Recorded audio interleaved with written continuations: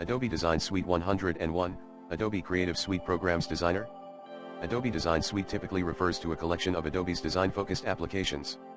It's part of the larger Adobe Creative Cloud, which offers a suite of software for graphic design, video editing, web development, photography, and more.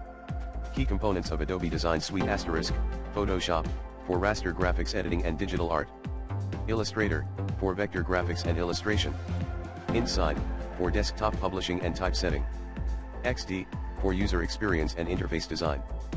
Pricing: the pricing for the full Creative Cloud Suite, which includes the design applications, starts at $54.99 per month for individuals.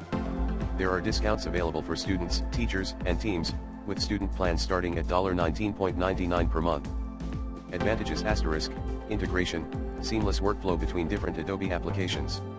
Cloud services, access to Adobe fonts, cloud storage, and collaboration features. Regular updates, continuous updates and new features are added regularly. Considerations: subscription model, unlike the older Creative Suite, Creative Cloud operates on a subscription basis. Internet requirement, some features require an internet connection for cloud services and updates. For those looking for alternatives to Adobe's subscription model, there are other software options available that offer perpetual licenses or are free to use.